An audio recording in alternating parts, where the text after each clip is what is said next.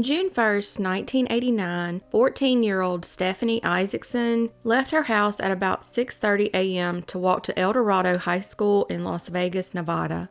She cut through a vacant sandlot at Stewart Avenue and Lynn Lane, which was her usual route. However, her shortcut was not a good idea that day. When Stephanie didn't come home that afternoon, her father started looking for her and soon found out she had never even arrived at school that day. A missing person report was filed, and law enforcement investigators began a local search. That evening, near the intersection of Stewart Avenue and Nellis Boulevard, her books, belongings, and body were discovered nearby. Officers attempted to find leads but were unsuccessful. DNA from the case was uploaded to the national database called CODIS, but there were no matches. For 32 years, the case remained cold, despite failed attempts at matching the DNA found on her shirt. In 2021, the Las Vegas Metropolitan Police Department teamed up with Othram to re-examine DNA evidence from the crime scene in hopes that advanced DNA testing might generate new leads in the investigation. The $5,000 needed to fund the testing was provided by entrepreneur and philanthropist Justin Wu, founder of the nonprofit organization Vegas Helps. He offered to donate to any case in the area, and Stephanie's case was chosen due to the limited DNA left, but Mr. Wu was not told which case he was funding until the results came in 7 months later. There was only 0.12 nanograms or fewer than 15 human cells of DNA remaining from the crime scene, but amazingly, the scientists at Othram were successfully able to use the smallest ever amount of human DNA to crack a case. For reference, getting a DNA swab for companies like 23andMe gather around 750 to 1,000 nanograms of DNA compared to the 0.12 nanograms they had in this case. This sets a new lower limit on the quantity of DNA required to build a genealogical profile for a suspect of a crime.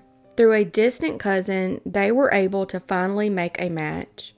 Detectives were able to confirm the identity of the suspect that attacked and strangled Stephanie as Darren Roy Marchand. He lived in Las Vegas at the time of the murder 32 years ago. In 1986, at the age of 20, he had also been a suspect in the murder of 24-year-old Nanette Vanderberg of Las Vegas, and his DNA was still on record. Nanette was found dead in her home on February 27, 1986. However, he was released when the case was dismissed over a lack of evidence. 29-year-old Darren, her alleged killer, died in 1995 by suicide. If you are interested in helping solve a cold case, visit DNAsolves.com to learn how.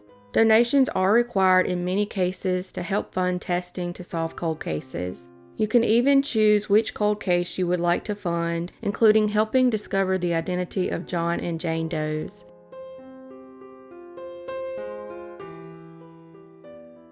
On December 2, 1990, a couple who were picking up cans along Oscar Talley Road near an abandoned farmhouse in McDonald County, Missouri, stumbled upon a mystery. There was a decomposed body lying on the ground, tied up with 6 different ropes, including a parachute cord.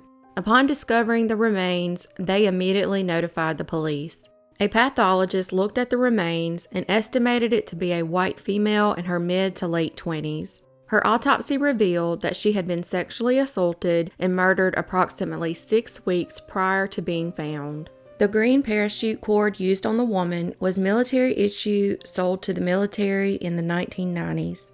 After her remains were recovered, Detective Lori Howard sent them to get scanned, and the scans were sent to forensic artist Victoria Lywood in Canada.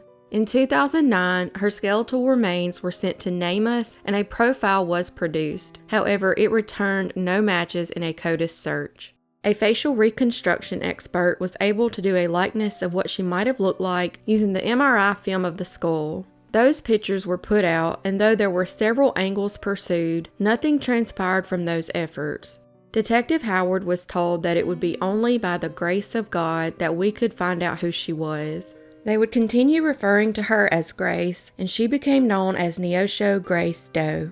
The sheriff's office followed up on many leads over the years and used dental records and DNA to exclude possible matches from all over the country. In 2020, the McDonald County Sheriff's Office partnered with Othram to use advanced DNA testing and forensic genealogy to establish an identification of the victim or to find her closest living relatives. Funds to support the case were raised on the DNA Solves crowdfunding platform and also came from the University Foundation at the Southeast Missouri State University.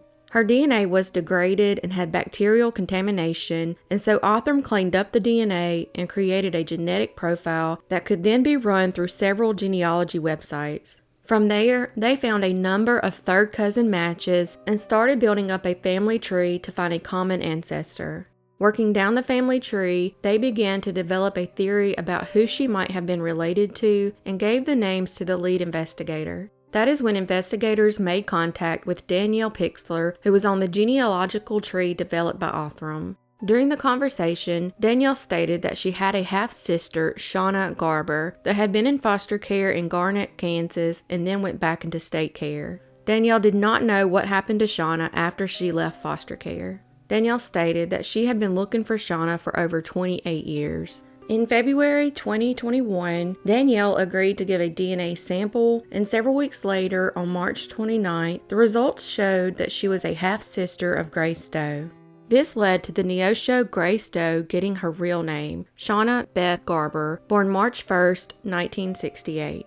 She was 22 years old when she was murdered. Her brother Rob described his and Shauna's childhood by saying they were both physically abused by their mother. By the time Rob was 7 and Shauna was 5, the abuse from their mother began to escalate, which led to them being placed in foster care after a particular heinous incident. He was at school when their mother poured lighter fuel on Shauna and set her on fire.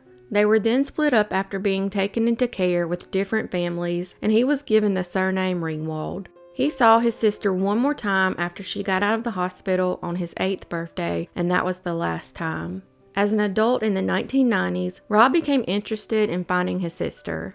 He remembered Shauna, but he was also told of other half-siblings. After contacting the authorities, he was eventually given the name of a half-sister, Danielle Pixler, who also lived in Kansas. They met and struck up a lasting friendship, and Danielle, too, wanted to find Shauna.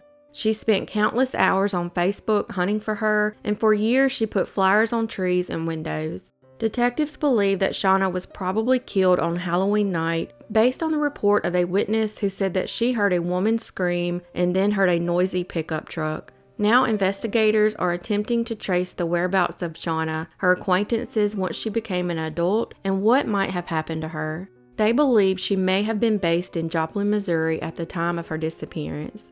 Detective Lieutenant Hall thinks he has a real chance of breaking the case. He states, "I do think the murder can be solved now that we know who she is. It is possible that Shauna's killer is still alive and believes they have gotten away with murder." Danielle and Rob and other loved ones had a funeral for Shauna. They still don't have a picture of Shauna as an adult, and they still aren't sure what name she was using at the time of her death. But they finally have some answers and are closer to finally getting some closure. If you have any information regarding Shauna Garber, 22 years old in late 1990, or anyone who might have known her, contact Lieutenant Michael Hall at the McDonald County Sheriff's Office in Pineville, Missouri.